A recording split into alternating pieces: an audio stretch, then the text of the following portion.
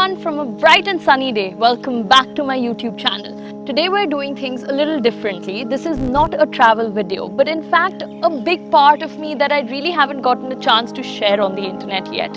I used to work at Bain, then I worked at LinkedIn, and I've also built an entire business around my work in travel and just as a creator at the age of 23. And that takes a lot of hard work. So I thought, why not start creating content that might be useful to you? So you guys can take control of your lives, know what your calling is, and chase that with full force and determination. Now, as nice as all of that sounds, last year was one of the worst years for me. I went through a terrible phase where I was diagnosed with clinical depression. And yeah, it was hard to even get out of bed.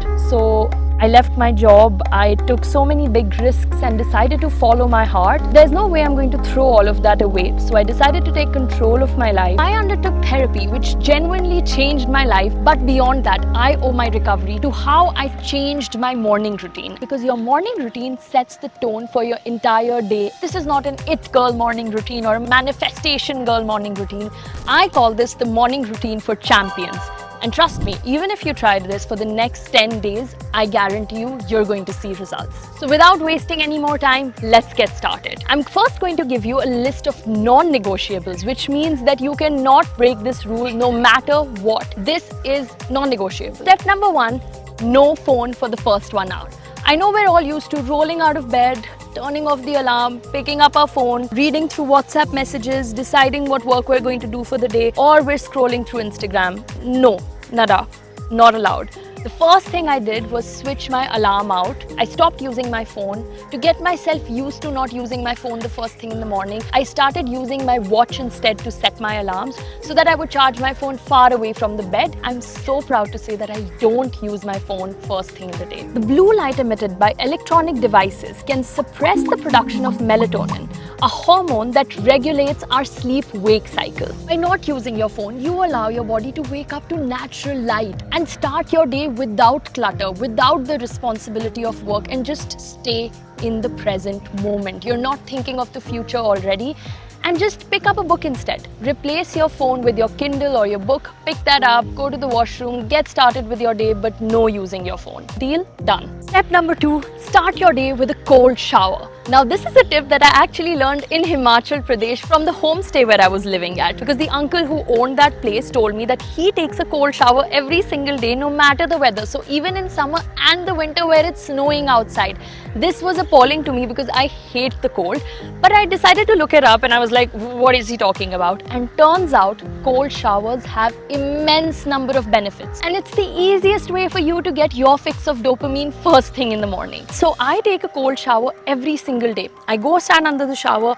I pray to God that this needs to end as soon as possible. My body starts getting used to it, and then as I turn off the shower, you get this warm, tingly feeling throughout your body and a sudden rush of energy, sudden rush of focus and happiness that takes you throughout the day. Trust me, you know that groggy feeling that you sometimes wake up with where you have a headache and you're just like, this day is gonna suck? Just start your day with a cold shower. It's also especially beneficial for people who are addicted to caffeine. Now, I never had that problem, but I know a lot of my friends who cannot start their day without a cup of coffee. Trust me, replace that cup of coffee with a cold shower and you will see a huge difference in how your day progresses. Secondly, it's also great for your skin. I'm not someone who follows a 10-step skincare routine. I just take a cold shower every day, and that is the secret too. Step number 3, get some sunlight and nature. This was actually the first change my psychiatrist told me to make in my day when I first went to him. He told me, step out, start your day with looking at the sun, looking at the sky, no matter it being grey, blue, orange, no matter where you live and what time you wake up. But step out, look at the sky, get some sunlight. If you have trees around your house, focus your eyes on looking at all of that, because exposure to bright light also promotes the release of cortisol. In turn, the hormone drives wakefulness during the daytime hours. I mean, Haberman has an entire podcast on why sunshine is so important for us, and it completely changes what our day looks like. So trust me, I know what I'm talking about, and in case you guys don't listen to the Haberman podcast, you really should, because it's super helpful and you can just gain a lot of knowledge in a few hours. So trust me, Sunrise, nature, first thing in the morning. All of these steps that I've given you so far are super easy. You don't need to spend any money or go out there and do something drastic. Everything can be done at home. Everything you can start tomorrow itself. So these are very actionable steps that are small but make a huge impact. And now comes step number 4.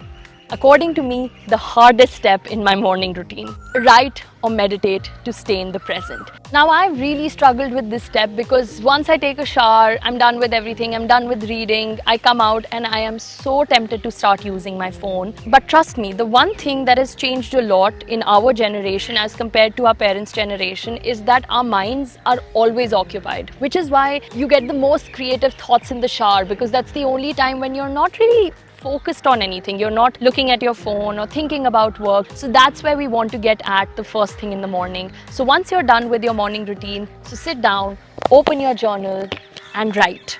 Write whatever comes to your mind. It doesn't need to be about your day. It could be about a book you read. It could be about a podcast you were listening to.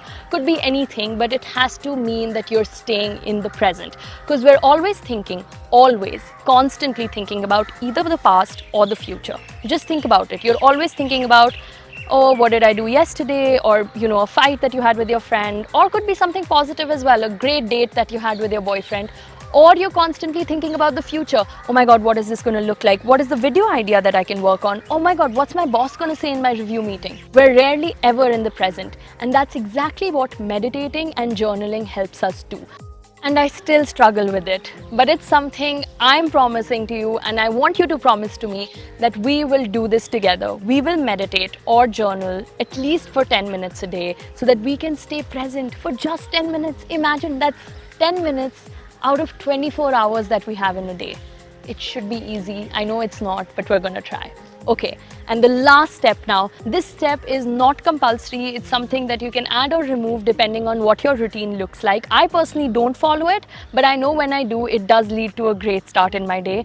And it's the most obvious one. Drum roll, please.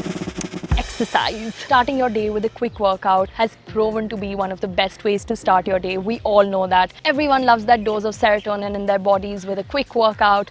But I know it doesn't work for me. I feel a bit pukish, a bit weak, and my workouts are never the best when I start in the day. So it depends on what your day looks like. It also depends on whether you like it or not. I personally love working out in the evenings because I feel like it gives me that break and that moment of solitude when I have such a hectic day. But if you've got the time, who do a workout or yoga session the first thing in the morning, and they tell me that it genuinely shapes their day in the most beautiful way. So it's something that you can add to your morning routine. But the 4 steps before that stay the same. So there you have it. This is my simple morning routine for champions. We have so much advice on the internet that we're bombarded by. Do this, 1000 step, 10 step.